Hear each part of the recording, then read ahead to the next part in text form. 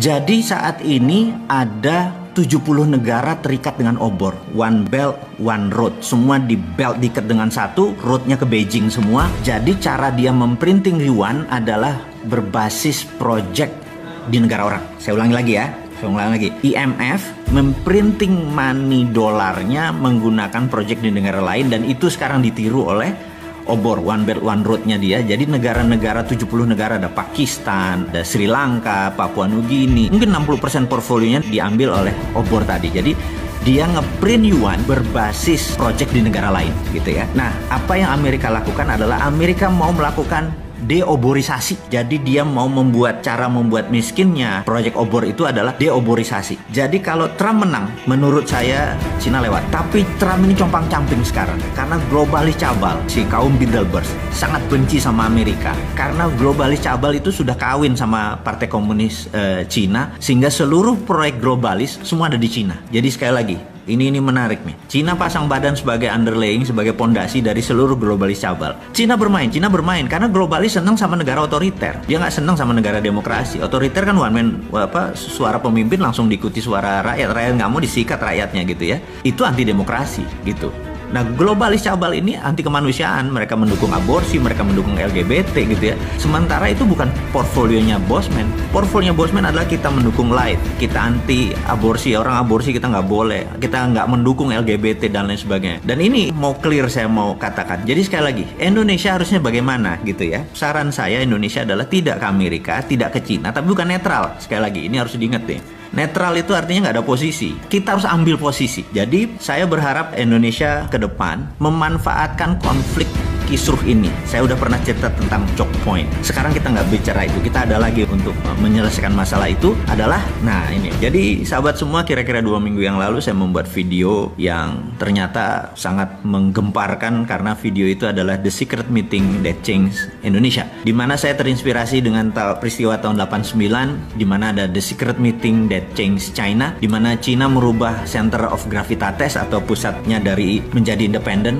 menjadi tidak bergantung pada IMF. Dia punya ukuran sendiri, dia punya hukum dagang sendiri, dia punya meteran sendiri yang dia lakukan dan membuat China sebesar sekarang. Itu sebenarnya saya sangat terinspirasi dengan China, bahwa Indonesia waktunya sekarang. Kenapa waktunya sekarang? Saya mau terang. Nomor 1, 2 negara lagi perang. Dan ini adalah perang benar-benar pasti terjadi. Dan begitu mereka memenangkan perang, misalnya Tiongkok memenangkan perang, ya sudah, dunia akan rule by Tiongkok. Kemudian kalau Amerika menang, ya rule by Amerika gitu ya. Dan kita tahu bagaimana Amerika rule the world-nya gitu ya. Nah, sekarang who will win? Pertanyaannya, siapa yang akan menang? Dimanapun perang, panjang syaratnya ya. Kalau perangnya panjang, dua-duanya hancur gitu ya. Maka itu saya mungkin orang yang paling aneh mengharapkan ini perang fisik, benar-benar tembak-tembakan dan perangnya lama, dunianya hancur dua-duanya. Ini kesempatan kita unggul, itu satu. Yang kedua adalah kita ini mau mengingatkan Pak Jokowi. Pak Jokowi, Anda orang paling beruntung sedunia, di mana Anda saat ini mempunyai suara di partai itu lebih dari 60%, bahkan saya menduga lebih dari 70%. Kalau Anda udah dapat 70%, 2/3 suara lebih, Anda absolut. Dan ini bagus. Kenapa bagus? Karena kalau politiknya gonjang-ganjing, Anda nggak kontrol, Anda tidak bisa melakukan apa yang akan kita sarankan. Jadi saya ada 2. Nomor 1, kenapa saya sebut time is now? Time is now gitu ya. Pak Jokowi nggak bisa. Saya sengaja sekarang bicaranya kepada pemimpin tertinggi yang secara sah Anda berkuasa. Saya mau mengingatkan, Pak, ini perang gitu ya. Perang ini Anda harus ubah seluruh pemainnya yang jago perang. Percaya saya, kalau Anda masih pakai tim yang lama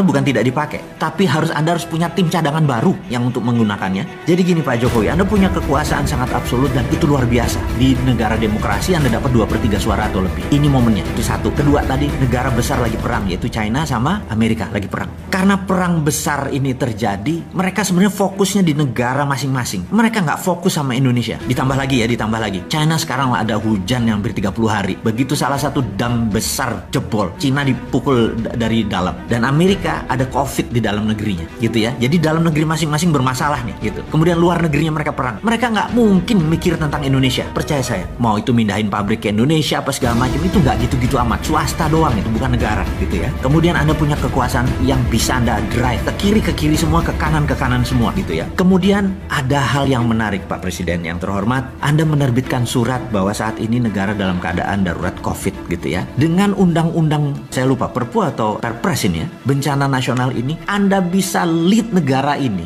menjadi sangat ngebut, di mana dunia yang lainnya akan lumrah. Ya udah, nggak apa-apa deh. deh gitu ya. Dan terakhir yang nomor 4 Pak Jokowi, saat ini semua negara melakukan yang namanya deglobalisasi. Deglobalisasi artinya dulu kan ada namanya global supply chain. Jadi ini nyuplai ke sini, nyuplai ke sini, rumit sekali global supply chain. Sekarang banyak negara yang lagi diblok, lagi nutup, lagi mau perang dan lain sebagainya. Jadi deglobalisasi adalah every country for their own. Jadi Indonesia untuk Indonesia, Singapura untuk Singapura dan lain sebagainya. Jadi Indonesia sangat diuntungkan karena Indonesia bisa makan dengan bangsanya sendiri. Kalau yang Singapura begitu deglobalisasi langsung shrinking 40%. Bapak tahu bahwa dia mendadak langsung turun ekonominya 12% dan shrinkingnya itu 40%. Jadi mengecil mendadak volumenya. Korea Selatan sudah mengecil karena nggak ada bahan baku. Indonesia nggak ada masalah, Indonesia nggak akan mengecil. Dan sekali lagi yang kita mau ingatkan, dengan 4 hal itu, maka yang kita harus lakukan adalah melakukan apa yang China lakukan. Kita tiru, jangan ngikuti maunya Cina, tapi tiru langkah Cina. Cina 30 tahun yang lalu, saya udah berkali-kali bilang, dia menerbitkan renminbi dengan yuan berbeda. Renminbi berdasarkan project gitu ya.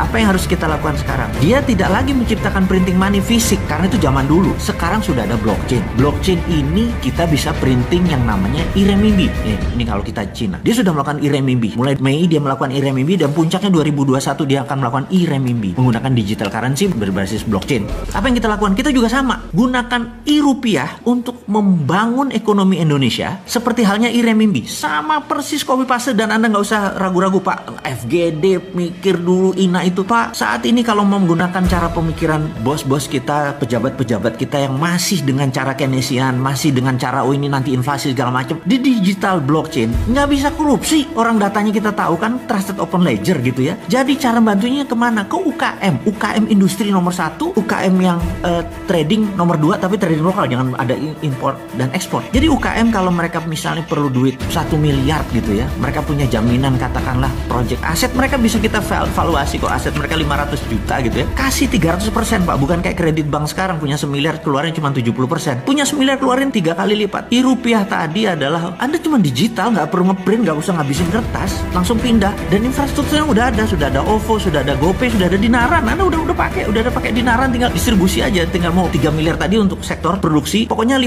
tahun mereka nyicil setiap bulan berapa, balik. Saya yakin Pak, kalau Bapak lakukan itu, ekonomi Indonesia, terutama industri Indonesia akan the best in the world. Pada saat mereka perang ini Pak, kita nyolong di tikungan. Jadi 2024 kita bisa number 1 country, bukan number 4. PricewaterhouseCoopers pernah bilang kita akan big 5. Enggak Pak, kalau perlu kasih saya untuk operasi intelijen Pak, saya bikin Amerika sama Cina malah perang Pak. Kasih gua 1 pesawat kapal perang, saya tembak 1 nuklir kami ke Cina, nanti Cina bilang tuh Amerika tuh ya udah biar tembak-tembakan, udah kita yang masuk duluan. Kalau perlu gua jadi bajingannya Pak. Jadiin gua persona non grata Pak, orang yang tidak disukai dunia Pak. Kasih saya untuk izin untuk operasi intelijen, saya masuk, saya tembak itu 1 rudal ke Cina, terus nanti tembak-tembakan, mereka perang Pak. Mereka perang, kita manfaatin untuk membangun ekonomi. Saya dibenci dunia nggak apa-apa Pak, tapi dicintai tanah air nggak apa-apa Pak. Jadi agak gila sedikit lah Pak, dan usul-usul ini mudah-mudahan membuat sisi lain bernegara sehingga ekonomi kita maju bareng.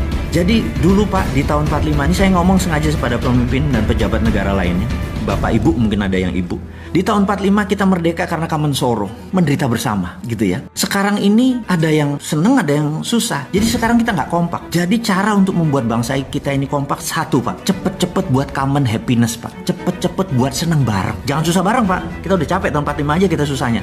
Kalau sekarang ke depan kita harus buat common happiness, kita mau seneng bareng.